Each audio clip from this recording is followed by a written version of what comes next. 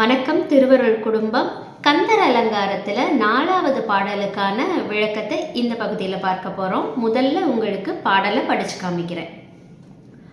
ஓர ஒட்டார் ஒன்றை உண்ண ஒட்டார் மலரிட்டுத்தாள் சேர ஒட்டார் ஐவர் செய்வதென் யான் சென்று தேவருய்ய சோர நிட்டூரனை சூரனை காருடல் சோரி கக்க கூற கட்டாரி இட்டோரிமை போதினிற் கொன்றவனை. இதுதான் இந்த பாடல். இதற்கான விளக்கம் என்னங்கிறத பார்க்கலாம்.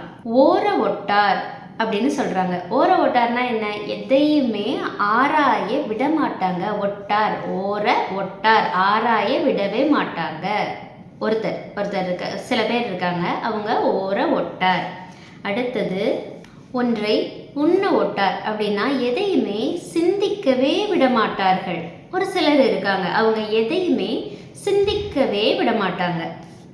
மலரிட்டு தாள் சேர ஒட்டார், மலர் இட்டு தாள் சேர ஒட்டார், அதாவது பூசைகளை இறைவனின் தாளில் வந்துட்டு எப்படி மலர் போட்டு நமக்கு விருப்பப்பட்ட மாதிரி நம்ம பூசைகள் செய்வோம்ல, மலர் இட்டு தாள் அதாவது பாதங்களுக்கு பூ போட்டு சேர ஒட்டார். யாரோட சேர ஒட்டார்? இறைவனோடு சேர விட மாட்டார்கள். சேர ஒட்டார் அப்படின்னு சொல்றாரு. யார் இது அப்படின்னு சொல்லி கேட்குறாங்க.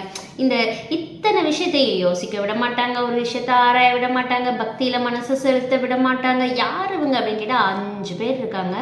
5 பேர்னு சொன்னோடனே கண்டிப்பாக கனெக்ட் பண்ணியிருந்திருப்பீங்க. நம்மளுடைய ஐம்புலன்கள் வாழ்வதற்கான முக்கியமான ஒரு விஷயம். இந்த உலகத்தில் மனித பிறப்பெடுத்து நாம் வாழ்கிறதுக்கு ஐம்புலன்களோட உதவி மிக அவசியம். ஆனால் ஆன்மீகத்தை பொறுத்த வரைக்கும் இந்த ஐம்புலன்களை போன்ற மிகப்பெரிய எதிரி உங்களுக்கு வந்துட்டு யாருமே கிடையாது. ஏன் அப்படின்னா இது ஒரு மாய உலகம். இந்த மாய உலகத்தில் நாம் வாழ்கிறதுக்கு இந்த ஐம்புலன்கள் உதவி பண்ணலாம். ஆனால் இந்த ஐம்புலன்களை கடந்த பிறகுதான் நம்ம இறைவனை அடைய முடியும். அப்படி இருக்கும் பொழுது இவங்க வந்துட்டு என்னது கொஞ்சம் தொல்லை, பெரிய தொல்லை அப்படிங்கிற அந்த நோக்கத்தில் அவர் எழுதியிருக்காரு. இந்த பாடலுடைய மொத்தமே ஒரு புலம்பலை மாதிரி இருக்கும். அருணகிரிநாதர் லிட்ரலா புலம்புறாரு. எதையும் செய்ய விட மாட்டான், யோசிக்க விட மாட்டான், கடவுளை கும்பிட விட மாட்டானுங்க. இவனுங்களோட ஒரு பிரச்சனையா இருக்குப்பா அப்படின்ற மாதிரி புலம்பி தள்ளுறாரு. செய்வதன் யான் அப்படின்னு கேட்கிறாரு. நான் என்ன பண்ணுவேன் அப்படின்னு கேட்கிறாரு அருணகிரிநாதர். ஏன் அப்படின்னா அவர் புலம்புறாரு, தவிக்கிறாரு. இறைவனுடைய தாழை அடைவது அப்படிங்கிறது வந்துட்டு அவ்வளோ எளிதான விஷயம் கிடையாது. இத்தனை பேர் எனக்கு எதிராக செயல்படுறாங்க. எதிராளிகள் எப்போதுமே நம்ம உடலுக்கு வெளியே இருக்கும் பொழுது அவங்கள வந்துட்டு எளிமையாக சமாளிச்சிடலாம். அது ஒன்றும் அவ்வளோ பெரிய காரியம் இல்லை. ஆனால் நாமளே நமக்கு எதிரி அப்படிங்கிற ஒரு நிலை வரும் பொழுது நொந்து கொள்வதை தவிர வேற என்ன செய்யறது? அதை தான் அருணகிரிநாதர் செய்கிறாரு. கடவுள்கிட்ட முறையிடுறாரு.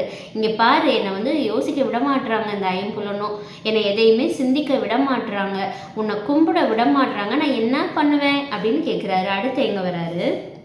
சென்று தேவருய்ய சோர நிட்டூரனே. இப்போ இதை யாருக்கிட்ட இவர் புலம்புறாரு அப்படின்னு வழக்கம் போல நம்ம வந்துட்டாரு. இப்போ முருகன் அப்படிங்கிற ஒரு வார்த்தையை சாதாரணமாக சொல்லக்கூடியவர் இல்லை அருணகிரிநாதர். ஏன் அப்படின்னா அருணகிரியோட வாழ்க்கை வரலாறுங்கிறது அது ஒரு என்ன சொல்கிறது, ஒரு ஐ ஓப்பனிங் ஹிஸ்ட்ரி அப்படின்னு சொல்லணும். கண்களை திறக்கக்கூடிய ஒரு ஹிஸ்ட்ரின்னு சொல்லணும். யார் வேண்டுமானாலும் இறைவன் கருணையை பெறலாம் அப்படிங்கிறதுக்கான மிகப்பெரிய ஒரு எடுத்துக்காட்டு அருணகிரிநாதர். அவருடைய வாழ்க்கை வரலாறை நம்ம கூடிய விரைவில் நம்ம சேனலில் பார்க்கலாம்.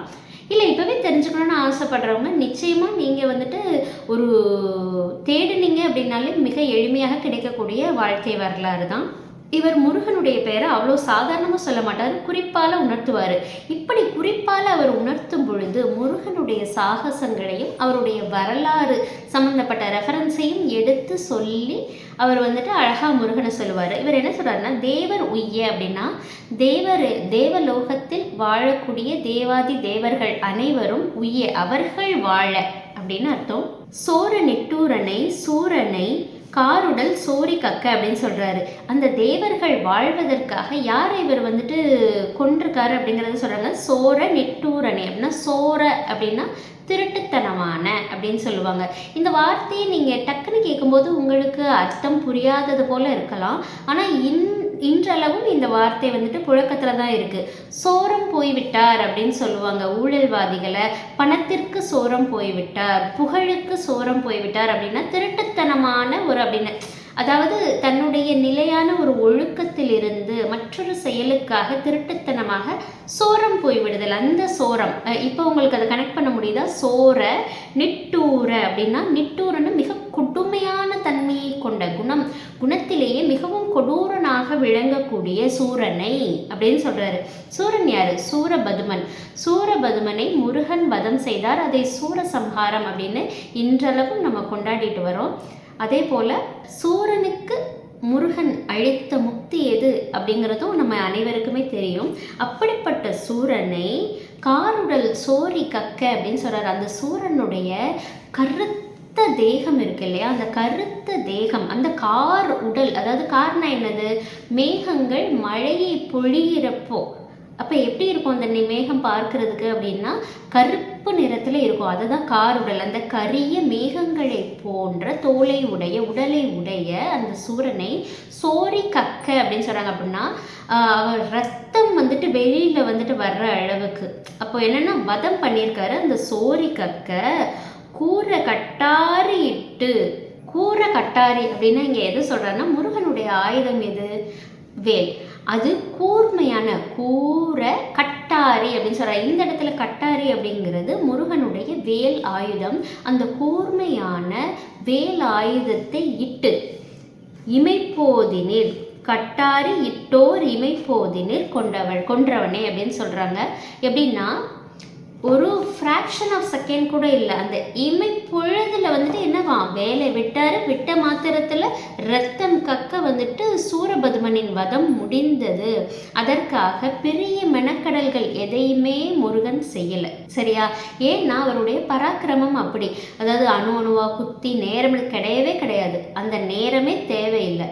ஒரு இமை பொழுதுல தன்னுடைய கூறிய வேலாயுதத்தினால் சூரபதுமனை வதம் செய்த முருகா, என்னுள் ஒரு ஐவர் வந்து குடியிருக்காங்க. அந்த ஐவர் என்னை எந்த விஷயத்தையும் ஆராய்ச்சிக்கு உட்படுத்த விடமாட்டேங்கிறாங்க. என்னை துளியளவும் யோசனை செய்ய விடமாட்டேங்கிறாங்க. அதே போல உன்னை இத்தனை பெரிய ஒரு புகழை உடைய பராக்கிரமத்தை உடைய முருகா, உன் தாள்களை மலர் இட்டு பூசை செய்து உன் திருவடியை சேரும் வழியை அடைய விடமாட்டேங்கிறாங்க இந்த ஐவர். யார் அப்படின்னு கேட்டால் நம்மளுடைய ஐம்புலன்கள் ஆகிய பேசுதல், பார்த்தல், கேட்டல், நுகருதல், தொடுதல், இப்படிப்பட்ட அந்த 5 புலன்களும் என்ன பண்ணுறாங்க? எனக்கு எதிரியாக இருக்கிறார்கள் அப்படின்னு வந்துட்டு அருணகிரிநாதர் சொல்கிறாரு. இந்த இடத்துல தன்னை வைத்து அவர் எடுத்துக்காட்டாக சொன்னாலும் கூட அது நமக்கு சொல்வது எப்படி அப்படின்னா நமக்கும் அதுதான் எதிரி. அருணகிரிநாதருக்கு எது எதிரியோ அது நமக்கும் எதிரி. ஏன்னா நம்மளும் மனுஷங்க இல்லையா? நம்மளும் பக்தி பாதையில் இறைவனை அடைந்து விட மாட்டோமான்னு கனவு கண்டுகிட்டு இருக்கும் பொழுது நமக்குள் ஒளிந்திருக்கும் எதிரியை நமக்கு இந்த பாடலின் மூலமாக அடையாளம் காட்டுகிறார். அதே நேரத்தில் நாம் வணங்க வேண்டிய திருவடி முருகனின் திருவடி என்று அதையும் அடையாளப்படுத்தி சொல்லிவிட்டு போகிறாரு.